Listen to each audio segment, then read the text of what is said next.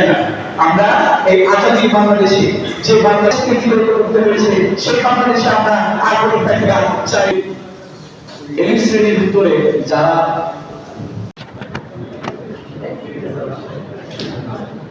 মেয়েদের কষ্টগুলোকে রাষ্ট্র কাঠামো ধারণ করতে পারবে।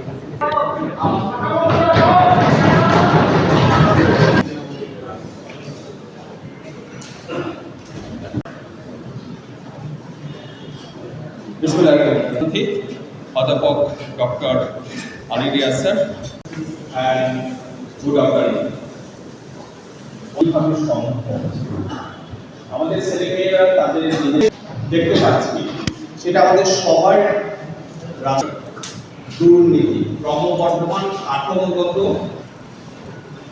সেই অনুকূলে নেওয়ার কারণে হয়তো এগুলো গণপ্রজাতন্ত্রী বাংলাদেশ প্রায় 5 সেপ্টেম্বর 2019 সালে একটা রিপোর্ট বেশ প্রকাশ। বাড়ি ফিরে আসার পর আমরা যখন ভবিষ্যতে রাষ্ট্রপতি দণ্ড মওকুফ করতে পারবেন যখন একটি কমিটির মধ্য দিয়ে তার কাছে এটা পেশ করা হবে এবং ওই কমিটিতে কারা মহাপরিদর্শক থেকে শুরু করে সাইকিয়াট্রিস্ট পর্যন্ত থাকবে এবং তারপরেও ভিকটিমের ফ্যামিলির কনসেন্ট লাগবে। কি কারণে? কারণ হচ্ছে আদারওয়াইজ যেটা হয়, অন্যথায় যেটা হয় সেটা হচ্ছে আপনার ভাইকে খুন করে যে লোকটা অভিযুক্ত হয়েছে, দণ্ডিত হয়েছে, সে কবে ছাড়া পাচ্ছে আপনি জানেনই না। পরদিন আপনার দরজার সামনে এসে দাঁড়িয়ে বলে যে এইবার আপনাকে আমি দেখে নেব। সেটা বন্ধ করতে চান না? যদি বন্ধ করতে চান তার জন্য সরকারের অপেক্ষা করে লাভ নেই। সেটা করার সেটা অন্তর্বর্তী সরকার চেষ্টা করে কমিশন তৈরি করে, জাতীয় ঐক্যমত্য কমিশন তৈরি করে 30টি রাজনৈতিক দলের সাথে প্রকাশ্যে 9 মাস ধরে আলোচনা করে টেলিভিশনে দেখা গেছে প্রত্যেক দিন সকাল থেকে সন্ধ্যা পর্যন্ত। আপনারা কেউ কেউ দেখেছেন?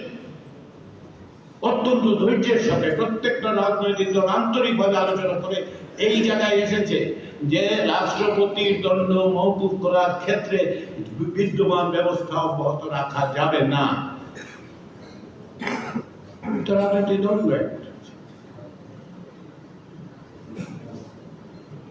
বাংলাদেশে এই যে ব্যবস্থা, কেউ যদি বলে যে হ্যাঁ নির্বাচন করা যায় না, কেন নির্বাচন করা যায় না? তত্ত্বাবধায়ক সরকার ব্যবস্থা বাতিল করা হয়েছে। তত্ত্বাবধায়ক সরকার ব্যবস্থা বাতিল করেছেন একজন। বাংলাদেশের সংবিধানের সংশোধন চাইলেই করা যায়। 17টা সংশোধনী হয়েছে, এর মধ্যে অন্তত পক্ষে 2টো সংশোধনী হয়েছে একজন লোকের জন্য। বিশ্বাস করুন, আমি বানিয়ে বলছি না, 22 বছর ধরে রাষ্ট্রবিজ্ঞান পড়ানোর অভিজ্ঞতা আমার আছে। বাংলাদেশে এমন সংশোধনী হয়েছে যেখানে একজন মাত্র ব্যক্তি বেনিফিশিয়ারি হবে। কি কারণে এটা সম্ভব? কারণ হচ্ছে 2/3 যদি থাকে পার্লামেন্টের মধ্যে, তাহলে 17 মিনিটে আপনি বাংলাদেশের রাষ্ট্র ব্যবস্থা বদলে দিতে পারেন। 1975 সালে 4র্থ সংশোধনী 17 মিনিটে পাস হয়েছিল। কোন কমিটিতে যায় নাই। যে কোনো রকম বিল পাস করতে হলে যে দেশের বিধানটা হচ্ছে যে আপনাকে একটা কমিটিতে পাঠাতে হবে, 4র্থ সংশোধনী কোন কমিটিতে যায়নি। শুধু 4র্থ সংশোধনী, এরকম আরো সংশোধনী হয়েছে। আপনি এটা বন্ধ করবেন কি করে? বাংলাদেশের সংবিধান সংশোধন ছেলে খেলায় পরিণত করা হয়েছে। ছেলে খেলায় পরিণত করা হয়েছে। সেটা বন্ধ করার উপায় কি? সেটা বন্ধ করার উপায় হচ্ছে এই যে আপনি একটা উচ্চ কক্ষ তৈরি করুন। রাজনৈতিক দলগুলো এই বিষয়ে একমত একটা উচ্চ কক্ষ লাগবে। সেই উচ্চ কক্ষ কি করবে? আপনি নিম্নকক্ষে 2/3 থাকার পরও উচ্চ কক্ষের সংখ্যাগরিষ্ঠতা আপনার লাগবে। তার মানে 51 জন লাগবে। 100 জনের মধ্যে 51 জন লাগবে। বাংলাদেশে এই পর্যন্ত অবাধ সুষ্ঠু গ্রহণযোগ্য নির্বাচনে কোনো দল 50% ভোট পায় না। তার মানে উচ্চ কক্ষে কারো 50টা সিট থাকবে না। তাতে কি করতে হবে? তাহলে অন্তত আপনি 42% করে 42টা সিট পাবেন। বাকি 9টা লোকের কাছে গিয়ে আপনাকে বুঝাইতে হবে যে আমি যে সংশোধনীটা করতে চাচ্ছি সেই সংশোধনীটা জাতির স্বার্থে।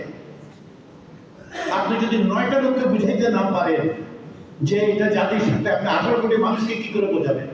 তার মানে কোথাও কোথাও একটা ভাগ আছে। আপনি 9টা লোককে বোঝানোর ব্যাপারে রাজি হচ্ছেন না কেন? অবশ্যই হচ্ছে। উচ্চকক্ষ করার এটা হচ্ছে একটা কারণ। আরেকটা কারণ কি?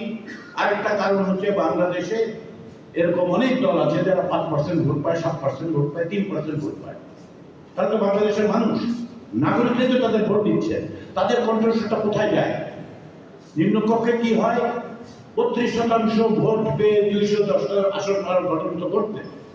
তাহলে এই যে সংখ্যালঘু সামান্য 5-10% ভোটাররা, তারা কোথায় যাবে?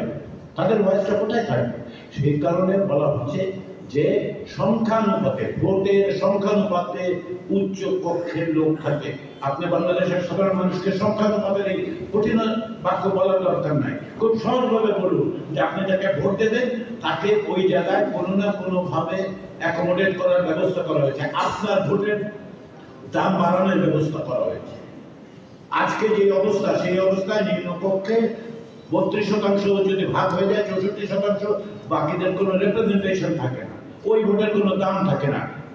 মানুষকে বলুন যে আপনার ভোটের দাম তৈরি করার জন্য উচ্চকক্ষ তৈরি করা হয়েছে। প্রত্যেকটা ভোটের দাম বাড়বে, প্রত্যেকটা ভোট গুরুত্বপূর্ণ হবে, প্রত্যেকটা কণ্ঠস্বর প্রতিনিধিত্ব হবে।